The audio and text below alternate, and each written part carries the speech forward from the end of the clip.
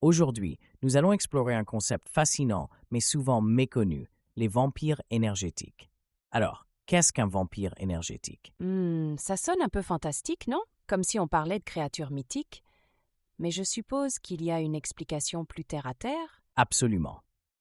Bien que le terme puisse sembler sorti d'un conte de fées, il décrit en réalité un phénomène psychologique bien réel. Les vampires énergétiques sont des individus qui, par leur comportement et interaction, drainent l'énergie émotionnelle et mentale des autres. Oh, intéressant. Donc ce n'est pas seulement une question de fatigue physique, mais plutôt de se sentir vidé émotionnellement après avoir été avec certaines personnes. Exactement. Imagine que tu passes du temps avec quelqu'un qui est constamment négatif ou qui a toujours besoin d'attention. Après un moment, tu te sens épuisé, comme si ton énergie avait été aspirée. Je vois. Cela me rappelle cette fois où j'ai passé une journée avec un ami qui ne faisait que se plaindre. À la fin de la journée, j'étais complètement vidée. C'est ce genre de situation? Oui, c'est un excellent exemple.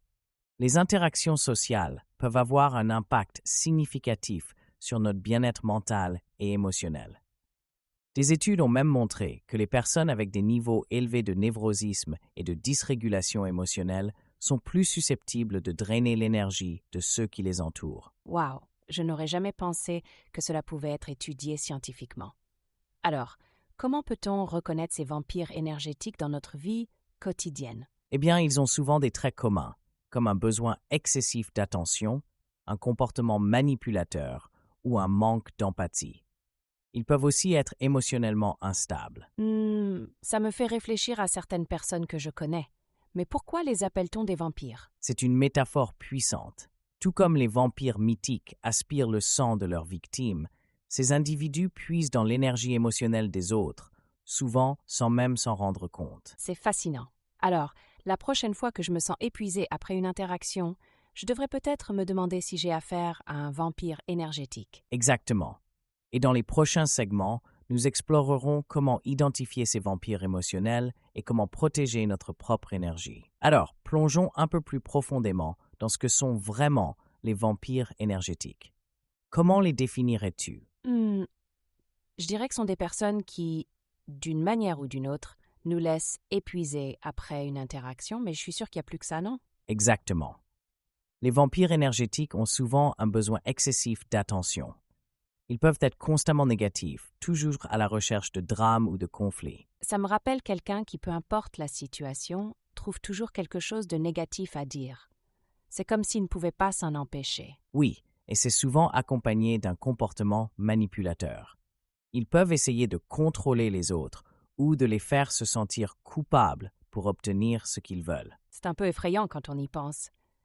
Mais pourquoi manque-t-il d'empathie? C'est une question intéressante. Souvent, leur manque d'empathie est lié à une incapacité à se connecter émotionnellement avec les autres. Ils sont tellement centrés sur leurs propres besoins qu'ils ne voient pas l'impact de leurs actions sur les autres. Je comprends. Alors, quels sont les différents types de vampires énergétiques? Il y a plusieurs types. Les vampires émotionnels, par exemple, se nourrissent des émotions des autres.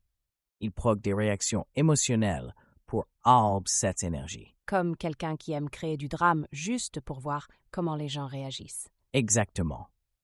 Ensuite, il y a les vampires psychiques, qui opèrent à un niveau plus subtil. Ils peuvent drainer l'énergie sans même être physiquement présents. C'est fascinant. Ça me fait penser à ces moments où on se sent épuisé après avoir simplement pensé à quelqu'un. Est-ce que ça pourrait être lié? Absolument. C'est là que la psychologie des profondeurs entre en jeu.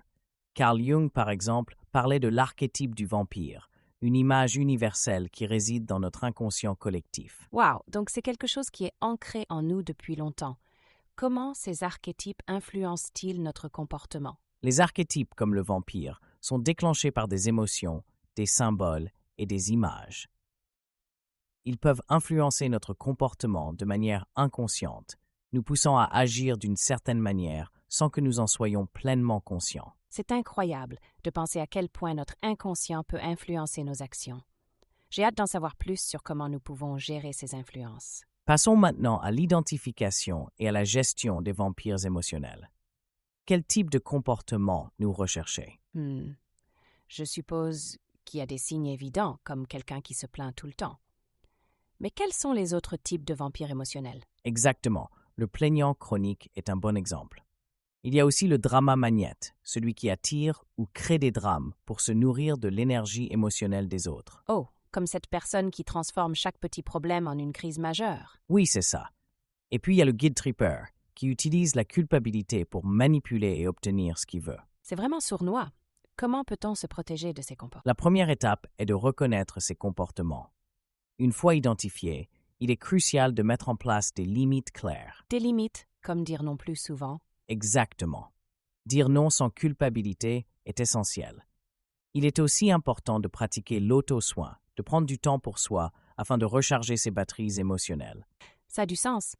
Mais que faire si c'est comme un membre de la famille? Dans ces cas, la communication honnête est clé. Expliquer calmement comment leur comportement vous affecte peut parfois aider à changer la dynamique. Et si la personne ne change pas? Il est parfois nécessaire de limiter le temps passé avec eux ou de chercher du soutien ailleurs, comme auprès d'amis ou de professionnels. C'est bon à savoir. Je pense que beaucoup de gens bénéficient de ces stratégies pour préserver leur bien-être mental. Absolument. Protéger notre énergie émotionnelle est essentiel pour maintenir notre santé mentale et notre bien-être général.